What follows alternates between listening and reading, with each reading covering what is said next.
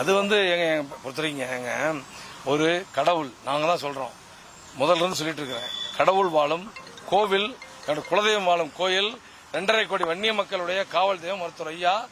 வன்னியர்களுக்கு மட்டும் இல்ல, அனைத்து சமுதாயத்துக்குமான தலைவர்னு சொல்லியிருக்கிறோம். வந்தோம்.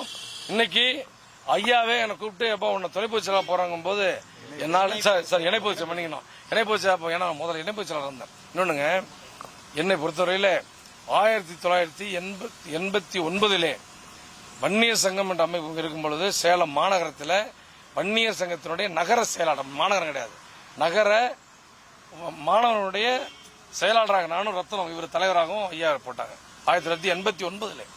அன்றிலிருந்து இன்று வரையிலே எனக்கு மாணவரணி செயலாளர், மாவட்ட மாணவரணி செயலாளர், மாநில மாணவரணி தலைவர், மாநில மாணவரணி செயலாளர், மாநில இளைஞரினுடைய தலைவர், மாநில இளைஞர்களுடைய செயலாளர், துணை பொதுச் செயலாளர், மாவட்ட செயலாளர், இவை எம்எல்ஏ, மேயருக்கான வேட்பாளர் உள்ளிட்ட 6 முறை தேர்தலில் போட்டியிடுவதற்கு வாய்ப்பு, வெற்றி வாய்ப்பு இழந்தாலும் கூட 6 முறை போட்டியிடுவதற்கான வாய்ப்பு, இப்படி பல வாய்ப்புகளை தந்த எங்களுடைய குலதெய்வம் இன்றைக்கு எனக்கு கட்டளையிட்டிருக்கிறார்.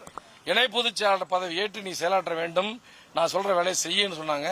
அதை தவிர இந்த தொண்டனுக்கு, இந்த சாதாரண தொண்டனுக்கு எங்க ஐயா ஒரு கொடுத்த வரமாக தான் நான் கருதுகிறேன். அவர் என்ன சொன்னாலும், உயிரை விடுனாலும் அதை விடுவதற்கு தயாரான ஒரு முதன்மை தொண்டனாக ஐயா காலடியில இருப்பேன்.